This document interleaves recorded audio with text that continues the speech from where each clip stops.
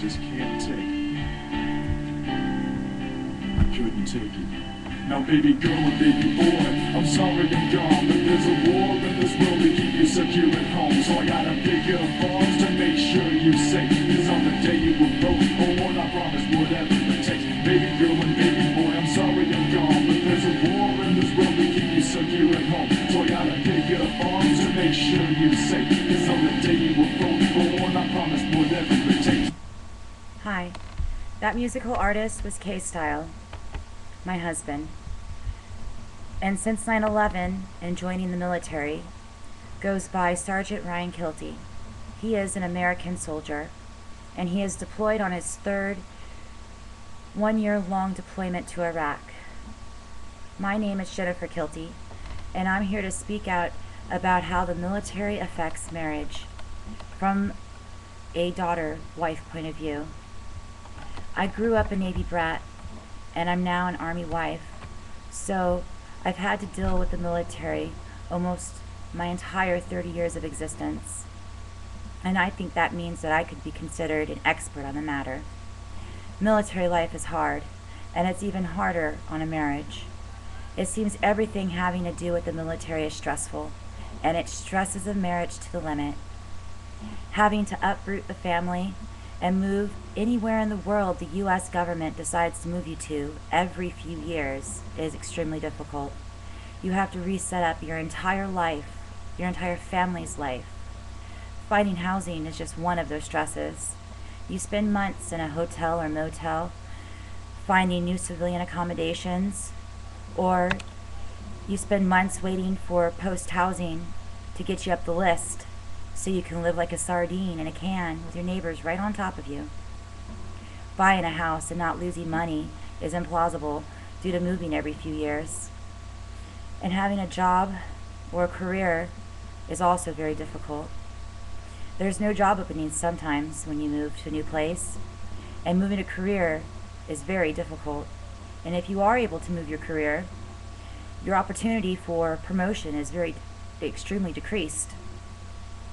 Never mind having a job, because a military spouse doesn't have a lot of extra time with everything she has to take on to manage a house and kids with little support from the military person, since they're never home and always stressed.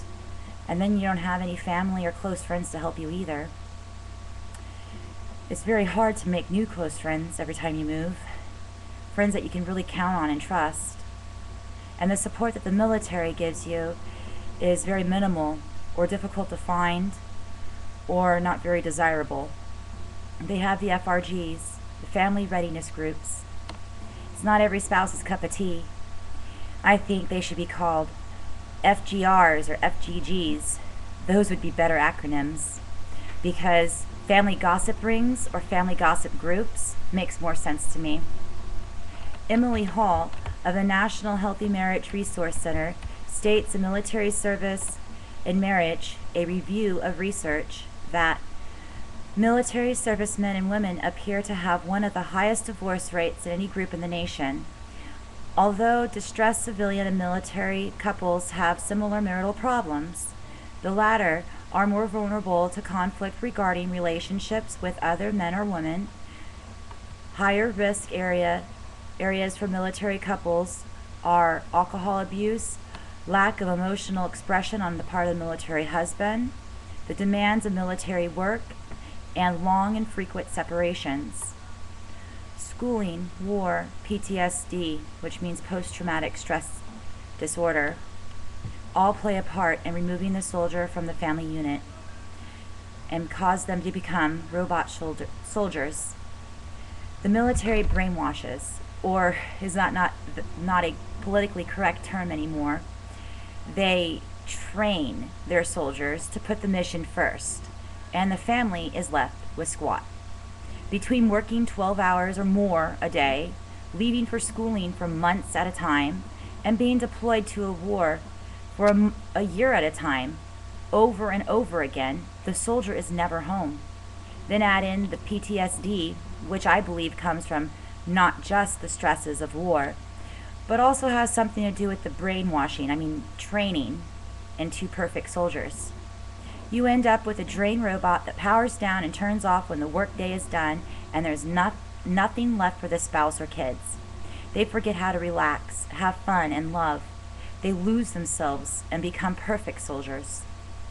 Ruger and Associates states in Warfare and Welfare, veterans on return from deployment, especially those suffering from post-traumatic stress disorder, anxiety, and depression, might find reintegration into family, social, and occupational settings difficult. This is why military couples have a higher divorce rate. The loving family guy becomes callous military robot soldier. The statistics state that civilians have about a 50% divorce rate, but the military has a 60% higher divorce rate than civilians. Now, I'm not sure about my math, but I think that makes it about a 75 to 80% divorce rate. And that means that 75 to 80% of military couples are going to have a divorce.